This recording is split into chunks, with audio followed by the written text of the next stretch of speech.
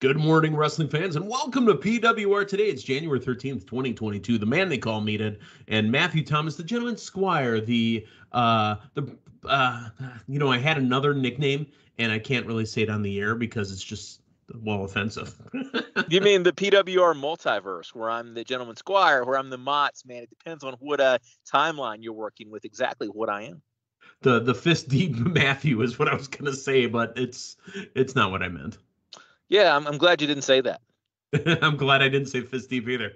So, Matthew Thomas, would you tell us who we're fist deep in as far as our sponsor? I don't know if Al would appreciate that, but going he does with not. He's not a friend of salads either, by the way.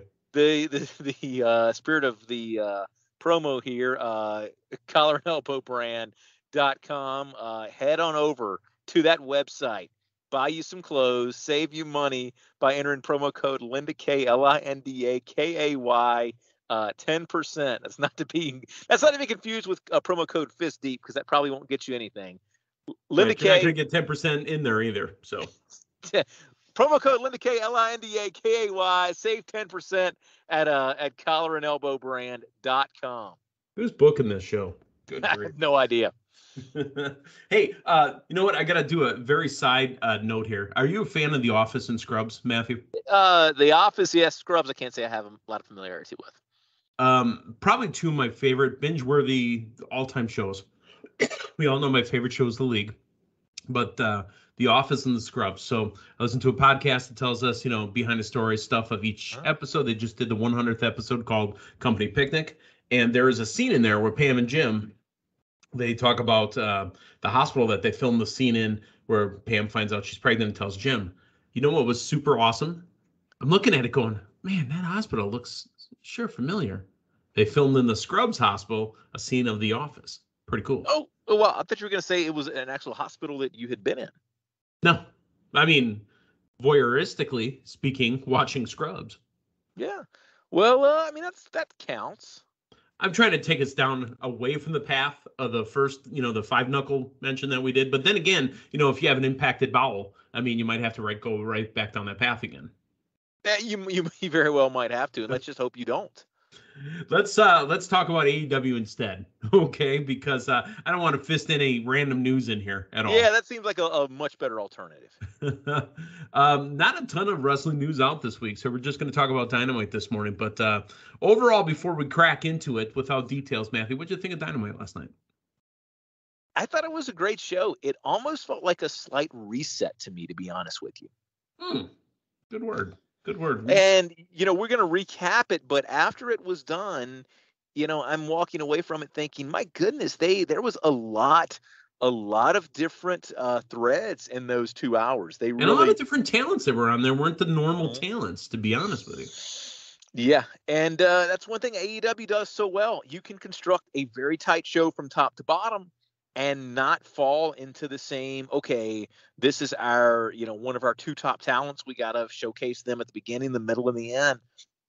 There is so many ways they can put that show together. And I think they did another great job last night. Yeah. Let's talk about it. The show kicks off with Adam Cole, baby, Kyle O'Reilly, and Bobby Fish. And before they get into any business or story time with Adam Cole, they are interrupted by the Young Bucks and the Stooge, Brandon Cutler. They're teasing it that the Super Elite, the Super Clique, whatever they call themselves, will break away from each other. Bobby Fish actually told the Young Bucks that nobody's going to stop them from going after the tag team championships, including the Bucks. And Adam Cole, trying to play that line right down the middle, says that's what makes us great. Let's get some competitions. What I pulled away from this at the end, which I thought was very cool, was the public acknowledgement of Adam Cole and Britt Baker. Yeah, that was unexpected. The first time we've gotten that really in ring on AEW. It's been alluded to, but that's the first time that we've gotten that. And I gotta say again how significant that first group that we saw with Adam Cole, Bobby Fish, and Kyle O'Reilly looks. And then it's a new era. Yeah, and they need to, even if they're going to be a little ways away before we get them in the Bucks or them in the Elite, we need to keep those guys separate, because that looks that looks like a bit of a coup when you see that to open the show. That looks like they pretty much you could make a case, they got the hottest stable that the WWE had going in a long, long time. And they got they pulled them all into another company. Yeah. And man, when I see Cole with the Bucks or when I see the Bucks with those three, I don't get that same feel. And I get it. The problem that you've had here to a certain extent is you've tried to make the Bucks, these types of heels that you just get tired of. They come out in their rompers. They've got Cutler there. And how do you know those are rompers? Do you wear those around the house? I assume they're around. They look very comfortable. I'll give them that. But the Bucks version that you have middle part of 2021 going into 2022, it's not a cool Bucks version. This stable that you had to open the show was a cool stable, and I think you are really diminishing the effectiveness of that if you pair them with the Bucks too much. I get the fact that we're not completely there yet. You want to see some dissension, but we need this stable separate from the Bucks to really give them that image that they can convey. We're kind of burying the lead in this too, by the way. Number one contender for the AEW championship, Adam Cole, baby. Yeah. Hey, give us that match, man. Him and Hangman, I think, is a solid match. It's probably not what we're going to immediately, based on what we see a little bit later. But yeah, that's a solid number one competitor there. The show opened up with proper wrestling with Wardlow and MJF taking on CM Punk. CM Punk was destroyed in this match. Absolutely destroyed. How many power bombs did he take? It was 8. I think it was between 7 and 9, I believe. I think it was 8 or 9, if I'm not mistaken. Okay. Well, the power bomb through the announce table left out there. Almost cost him the match via countout. Yeah. But he made it in before Aubrey Edwards' count of 10. Distracted by MJF, Wardlow fell victim to an inside cradle. Punk got the win out of nowhere. The only thing I would have rather seen with this is maybe MJF grabbing Punk's leg when he was trying to get back in the ring, forcing a disqualification. If you're going to give Punk the win. Aubrey was looking, so I hear you, but the way it was set up, that couldn't happen because Punk was there, MJF was there. MJF would have went for Punk, but Aubrey was right there. That would have gave him the win. Yeah. Here's the thing, man. I'm okay with this. This is untraditional booking. Very rarely, my concern going into this, as much fan support as Wardlow had built up, he built it up by being dominant. If you had a tick for tat match there where Punk either handles him easily or it's back and forth, this is what needed to happen. I think Wardlow walks away from that match getting the rub there. And again, I'd rather see them take it a step further and figure out a way for Wardlow to, I get the fact. Are you asking for what we're going to get in months versus do you want it in weeks? It's possible. You see what I'm saying here? I mean, AEW does a slow burn probably better than anybody right now. Yeah, but here's the thing. I give them credit for this is not something many companies would have done, having somebody the likes of Wardlow, who you've been pushing correctly, continue that push. We've been seeing him get the win with 4 and 5 power bombs. To have him almost double that and almost break Punk in half and have Punk get the quick win and still be basically incapacitated afterwards, I think they did a great job overall here. I really thought this was amazing storytelling, to be quite honest with you. Yeah. Dante Martin and Powerhouse Hobbs. Again, more storytelling here, but Jay Lethal helps out Dante Martin get the win. Yeah, I like the fact that we got a little more Jay Lethal on our TV. I thought this was overall a really solid match, a really good number 3 match for the night. And again, bringing Jay Lethal into some storyline because we've not seen a lot of him on the main program since his debut. I think it's a good thing. Question for you. Did Jay Lethal take Leo Rush's spot? I'd like to see Jay Lethal. That was my concern as well. I'd like to see him take a little more prominent role because, my goodness, it's what I'm saying is Leo Rush has been outspoken with Tony Khan, and this is something you and I have brought up before. Again, you and I are in no position to talk about how he handles talent of the non-Caucasian variety, right? But there is the talk out there. We're talking about Big Swole had been out there. Leo Rush has been out there as well. And, is Leo Rush lost his spot on the card? I hope not, because Leo Rush is a heck of a talent and, has been a heck of a contribution to AEW thus far. Okay. Hangman Adam Page comes out with his supports Smokey the Bear t-shirt. Yeah. That's Smokey the Bear is a conversation for another time, because this guy exists because a bunch of children were reportedly burning down forests. And I don't know. I think there is a case to be made for Smokey the Bear to be some type of, government institution where billions of dollars are funneled to a problem that's never existed, that of children burning down forests. But that's a conversation for another time. But they're saying that only you can prevent forest fires. He can't. He can't, but he came into existence to go after kids in the 50s or 60s or 70s. And I have a hard time finding the epidemic that we had of children burning down forest fires. This guy seems to be created. You're right. For a conversation for another day. We'll have to go long form on that. We'll have to definitely go long form on it. While all of this was going on, we had a couple things happen before Adam came out. MJF snapped and said, "You want the match? You want the match?" I'm like, uh-oh, here it comes. Here it comes. You're not going to give us you and Punk. You want the match? It's CM Punk versus Shawn Spears. Oh, you know what? This would have been a great segment if it wasn't predictable. Yeah, and, here's what I think we'll see. Shawn Spears, Wardlow beat him down with powerbomb. Watch this match get changed to a no DQ or something, and watch Shawn Spears just annihilate him with Punk's chairs. Going through the 5 labors of Jericho without calling it the 5 labors. That's basically what we're going to have happen.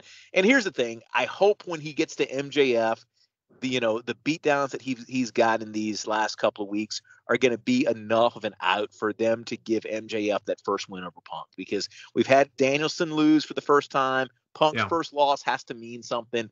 And I say you use it to make somebody the likes of an MJF. And here's the thing. It's going to get more heat on him because he's used his 2 goons to beat down Punk to get him to that level. All right. Well, while Hangman was in the ring talking about what he did with Bryan Danielson, here comes Dan Lambert.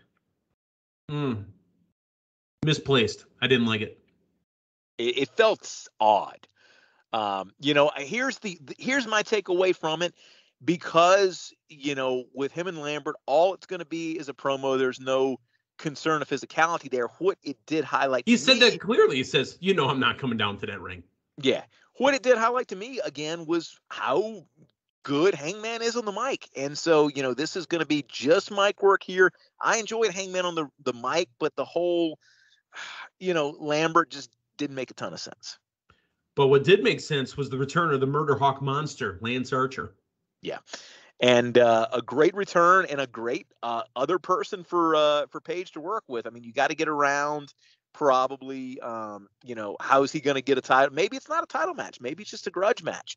But that keeps it warm for about a month, maybe 2 to 3 weeks. It does. And here's the thing. Somebody the likes of Archer, it kind of reminds me of, go back to a Hogan run in the late 80s, early 90s, where you're just feeding your babyface champion a monster heel. And his job is to take down this monster opponent. And I think Lance Archer serves that bill and serves that description of an absolute monster for your babyface champion to have to take down. But the only thing, I don't know if last night would have been a great night to ask Hangman for a match, because he did have his Smokey shirt on. He's not giving anybody any matches. Right. Only you can prevent title losses. I can't.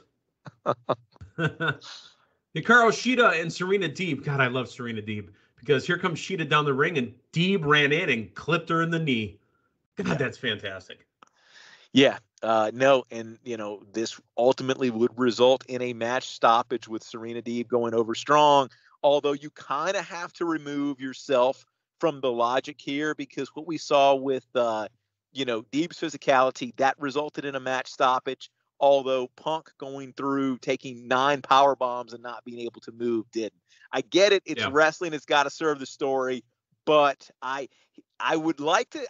I would have liked to have seen it addressed, with the announcers. Like earlier on, it's up to the referee's discretion. Blah blah blah. Just give me a little acknowledge of it. But Yep. we're kind of nitpicking at that point, I imagine. Penta El Zero Miedo taking on Matt Hardy. Matt Hardy from the Raleigh area, Cameron, North Carolina.